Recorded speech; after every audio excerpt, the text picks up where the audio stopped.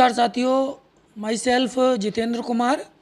आज हम लोग शिक्षा की संकल्पना और बीटीसी द्वितीय सेमेस्टर का जो पहला पेपर है वर्तमान भारतीय समाज एवं प्रारंभिक शिक्षा, उसका पहला टॉपिक शिक्षा की संकल्पना और उसका अर्थ एवं महत्व, शिक्षा के उद्देश्य, वर्तमान भारत में शिक्षा के उद्देश्यों को प्रभावित करने वाले कारक और शिक्षा के प्रकार, औपचारिक शिक्षा, अनौपचारिक शिक्षा और दूरस्थ शिक्षा, इस विषय पर चर्चा करेंगे।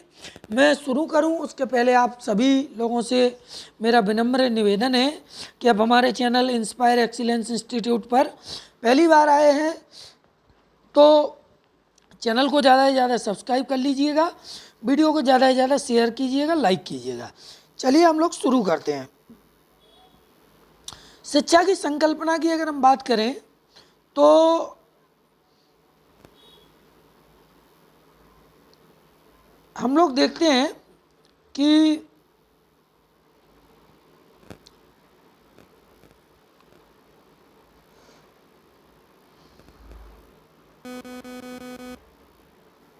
अगर हम लोग शिक्षा की संकल्पना की बात करें तो हम देखते हैं कि जैसे शिक्षा की संकल्पना है क्या, उसमें हम देखते हैं कि सोहन एक अति धनाढ्य और संपन्न परिवार का सीधा साधा अनपढ़ लड़का है। ठीक है, उसके साथ ही पढ़े लिखे हैं जो बात बात में उसे अशिक्षित होने का एहसास दिलाते रहते हैं। चूँकि सोहन का परिवार अशिक्षित है, वह अपने कारोबार, जमीन जायदाद की लिखा पढ़ी का काम अपने खास रिश्तेदारों के द्वारा कराता है। धीरे धीरे करके वह रिश्तेदार उसके परिवार को बेवकूफ़ बनाकर अब कुछ समय बाद जो कुछ प्रॉपर्टी है वो अपने नाम करवा लेते हैं। सोहन का परिवार बर्बाद हो जाता है। तब उसके दोस्त उससे कहते हैं कि यदि तुम आज पढ़े लिखे होते तो अपने पिताजी का सारा काम स्वयं करते और इस तरह तुम्हें कोई बर्बाद ना कर पाता। सोहन की शिक्षा के प्रति सोच बदलती है। आने वाले समय में जब वो बर्बाद हो जाता है उसका परिवार, तो उसकी शिक्षा के प्रति सोच बदलती है और वह पढ़ने के लिए निश्चय करता है। और इसलिए किसी ने कहा भी है कि माता शत्रु पिता बैरी एन बालो ना पाठिता ना शोभते सभा मध्य हंस मध्य बको यथा। इसका मतलब है कि शिक्षा मनुष्य के विकास की पूर्णता की अभिव्यक्ति है। शिक्षा स्वयं को पहचानने की, अपनी शक्तियों को पहचानने की क्षमता का विकास करती है। व्यक्ति के आंतरिक गुणों को प्रखर करके उसकी अंतर्निहित शक्तियों को विकसित करती है। दूसरे शब्दों में अगर हम कहें तो शिक्षा बालिक के नैतिक, शारीरिक, संवेगात्मक, बौद्धिक, आंतरिक ज्ञान को बाहर लाने में योगदान देने वाली एक क्रिया है। ठीक है, शिक्षा एक व्यक्ति के जीवन में ऐसा परिवर्तन लाती है जिससे वह निरंतर उस उत्कृष्टता की ओर अग्रसर होता है। मतलब किसी भी व्यक्ति के जीवन में निरंतर एक ऐसा परिवर्तन लाने वाली जो है क्रिया या वस्तु है शिक्षा, जिससे वह निरंतर उत्कृष्टता की ओर अग्रसर होता है, मतलब उत्तरोत्तर वृद्धि करता है। भारतीय वाङ्मय में शिक्षा को जीवन में शाश्वत मूल्य के रूप में आदरणीय स्थान दिया गया है। शिक्षा को विद्या या ज्ञान के रूप में संज्ञापित किया गया है। वस्तुतः मानव जीवन में आने वाले झंझावतों, उलझनों, शंकाओं का मूल कारण अशिक्षा, अज्ञान ही होता है। अशिक्षा और अज्ञान व्यक्ति का सबसे बड़ा शत्रु है। ये प्लेटो का एक कथन है कि वो कहते हैं कि अज्ञानता है वो समस्त विपत्तियों का मूल कारण है। अज्ञानी रहने की अपेक्षा जन्म न लेना ही अच्छा है। ये प्लेटो कहते हैं। प्लेटो एक दार्शनिक थे। वो कहते हैं कि अज्ञानता जो है वो समस्त विपत्तियों का मूल कारण है और अज्ञानी रहने की अपेक्षा आदमी का जन्म ना हो तो अच्छा है, वो जन्म ना ले तो अच्छा है।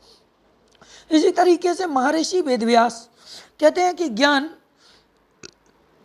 शिक्षा के सत्य का दिग्दर्शन नहीं करता, ना ही कराता है और ना करता है। प्रत्युत वह व्यक्ति को बोलना, चलना, व्यवहार करना भी सिखाता है। मतलब जो ज्ञान है, शिक्षा है, वो जीवन के सत्य का केवल दर्शन ही नहीं करवाता, बल्कि वह व्यक्ति को बोलना सिखाता है, चलना सिखाता है और व्यवहार करना भी सिखाता है। ये शिक्षा का गुण है। महर्षि वेदव्यास प्राचीन श्रीमद् भागवत गीता में ज्ञान या शिक्षा को संसार का सबसे महत्वपूर्ण जो है पवित्र तत्व बताते हैं। और वो लिखते हैं, ना ही ज्ञानेन सदृशम पवित्र मिहि विद्यते, अर्थात इस संसार में ज्ञान के समान और कुछ भी पवित्र नहीं है। ऐसा महर्षि वेदव्यास लिखते हैं श्रीमद् भागवत गीता में।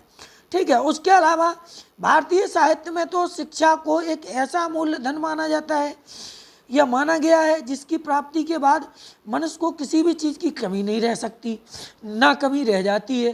किम किम ना साध्यति कल्प लतेव विद्या, अर्थात विद्या या शिक्षा कल्प लता के समान है, जो सभी वस्तुओं सभी चीज़ों की पूर्ति करने वाली होती है।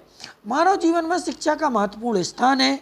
जीवन में प्रारंभिक वर्षों में मानव शिशु पराश्रित होता है, किंतु शिक्षा ही वह प्रोसेस है, वह प्रक्रिया है जिसकी सहायता से वह जिस एजुकेशन है, शिक्षा है, उसकी सहायता से निर्भर शिशु क्रमशः अपना विकास करता है, समाज में उपयुक्त स्थान प्राप्त करता है। शिक्षा द्वारा ही वह अपना सर्वांगीण विकास करके अपने को अन्य चेतन प्राणियों से अलग रखता है। आदि मनुष्य के असभ्य और बर्बर जीवन की तुलना में आज के मनुष्य में सभ्यता, संस्कृति, जीवन में वास्तव में शिक्षा की ही देन है। मतलब पूर्व का जो मनुष्य था वो आदिम था, उसके अंदर असभ्यता थी, वो बर्बर जीवन जीता था, लेकिन वर्तमान का मनुष्य जो है वो शिक्षा के कारण सभ्य हुआ, सुसंस्कृत हुआ। और ये सब किसकी देन है? वो एजुकेशन की देन है।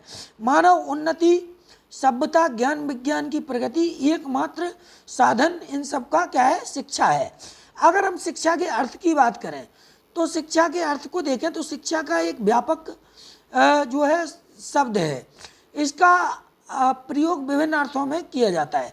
अगर हम शिक्षा को प्राचीन भारत में शिक्षा का अर्थ देखेंगे, प्राचीन दृष्टिकोण से देखेंगे, तो प्राचीन समय में शिक्षा को विद्या कहा जाता था।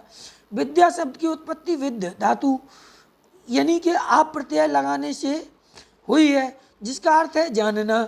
इस प्रकार विद्या का अर्थ हुआ ज्ञान से, मतलब ठीक है, तो ज्ञान से विद्या का अर्थ लगाया गया। ज्ञान को मानव जीवन के विकास के लिए अत्यंत महत्वपूर्ण बताया गया है। शिक्षा द्वारा व्यक्ति ज्ञान अर्जन करता है। भारतीय संस्कृति में ज्ञान को मनुष्य की तीसरी आंख बताया गया है। मतलब जो शिक्षा है वो मनुष्य की तीसरी आंख है। तृतीयम मनुष्यस्य नेत्रम कहा गया है इसको।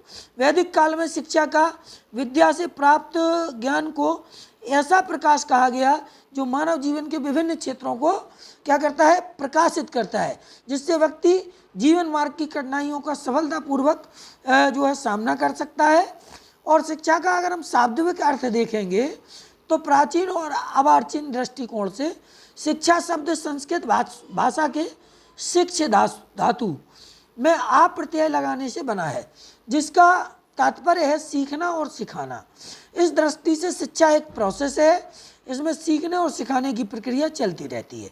यह प्रक्रिया मानव जीवन के किसी विशेष स्तर तक सीमित नहीं रहती, वरन बालक में जन्म के साथ साथ ही शिक्षा प्रक्रिया आरंभ होकर ये आजीवन चलती है। मतलब शिक्षा एक ऐसी प्रोसेस है जो जन्म से शुरू होती है और मृत्यु तक चलती है।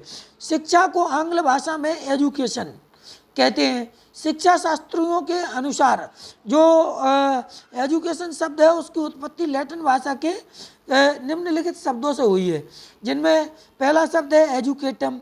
एजुकेटम शब्द से शिक्षा की उत्पत्ति हुई है, ठीक है, जिसका अर्थ है to train, act of teaching और ट्रेनिंग। इसका मतलब है कि शिक्षित करना, ठीक है। दूसरा शब्द है एडुशियर। एडुशियर का मतलब होता है टू लीड आउट, मतलब किसी चीज़ को विकसित करना या निकालना। तो इसका मतलब है कि शिक्षा जो है व्यक्ति में अंतर्निहित जो चीज़ें होती हैं, शक्ति होती है, उसको निकाल करके निखारने का काम करती है। तीसरा शब्द है एजुकेयर। एजुकेयर का मतलब है टू एजुकेट, टू या फिर टू ब्रिंग अप या टू रेज, मतलब कि आगे बढ़ाना, बाहर निकालना या विकसित करना। ये शिक्षा के अर्थ हैं। और लैटिन भाषा के एजुकेटम शब्द का अर्थ शिक्षित करना है, जिसका अर्थ है अंदर से। डुको का अर्थ ठीक है। आगे बढ़ाना, विकास अर्थात अंदर से विकास करना। एजुकेटम के अतिरिक्त और दो शब्द और थे, एडुसियर और एजुकेयर। इन दोनों का अर्थ भी यही है। एडुसियर का अर्थ है निकालना या, और एडुकेयर का अर्थ है आगे बढ़ाना या बाहर निकालना या विकसित करना। इस प्रकार शिक्षा का जो शब्द है वो है जन्मजात शक्तियों का सर्वांगीण विकास करना। तो साथियों ये तो शिक्षा के अर्थ से संबंधित वीडियो है, बहुत महत्वपूर्ण है, इसको पूरा देखें, नोट्स बनाएं, ठीक है। इससे आपकी तैयारी में तेजी आएगी और परीक्षा के समय आप लोगों को जो है जल्दबाजी नहीं करनी पड़ेगी अगर आप अभी से पढ़ेंगे। शिक्षा का संकुचित अर्थ और शिक्षा का व्यापक अर्थ। संकुचित रूप में स्कूली शिक्षा को शिक्षा कहते हैं, मतलब बच्चा विद्यालय जाता है, वहाँ पर जो कुछ सीखता है उसी को शिक्षा कहते हैं। इस रूप में वयस्क वर्ग एक पूर्व निश्चित योजना के अनुसार बालक के सामने एक विशेष प्रकार के नियंत्रित वातावरण को प्रस्तुत करके एक निश्चित ज्ञान को निश्चित विधि के द्वारा निश्चित काल में समाप्त करने का प्रयास करता है, और उसको जिससे उसका मानसिक विकास हो जाए। और शिक्षा के इस अर्थ में शिक्षक का स्थान जो है वो बहुत इम्पोर्टेंट होता है, बहुत मुख्य होता है। बालक का गौण ऐसे ज्ञान को प्राप्त करके बालक तोता तो आवश्यक बन जाता है, परंतु उसका सर्वांगीण विकास नहीं हो पाता है। मतलब शिक्षा के अगर हम संकुचित अर्थ की बात करें